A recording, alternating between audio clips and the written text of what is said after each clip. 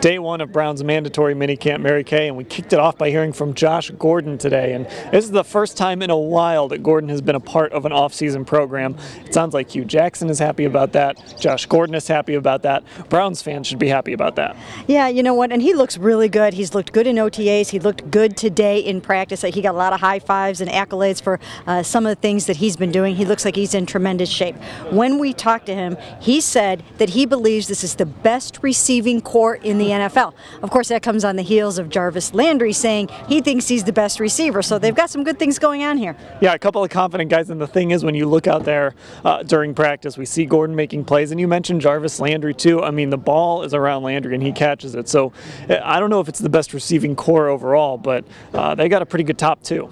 Yeah, they really do. And one of the good receivers on this team isn't even on the field yet. Antonio Callaway is still over on the bikes with a groin injury. So that brings forth a little bit more of Corey Coleman. It's a chance for Corey Coleman to be able to step up and show that he deserves a lot of playing time this season. Now, the other thing Gordon mentioned was the quarterbacks. He thinks this is the best quarterback group that he's had since he's been here in Cleveland.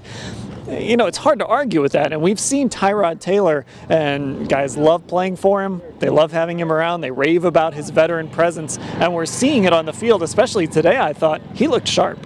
He has looked sharp. He did look sharp again today. He has looked that way in OTAs. Again, he worked with guys in the offseason, which I think was vitally important. He really seems like he has a handle on Todd Haley's offense, and he's running it very, very efficiently. In my mind, he's still way ahead of Baker Mayfield, But of course, Baker Mayfield is not throwing to Josh Gordon yet, and he's not throwing to Jarvis Landry and sometimes Corey Coleman. But there is a disparity there, and it's being noted that like Josh Gordon really thinks that they've nailed it with these guys. And now, Dan, I want you to name the other 13 quarterbacks that Josh Gordon worked with. Oh, boy. Well, I know there was Josh McCown and Cody Kessler. No, I'm not going to do it. But there is one playmaker that we didn't mention, a guy who just signed a new contract, Duke Johnson. Very happy to be in Cleveland. They wanted to get something done. And the thing about Duke, he's going into his 4th year in the league. And I said to him, you know, you were drafted 2 general managers ago, and he kind of laughed and said, that's crazy.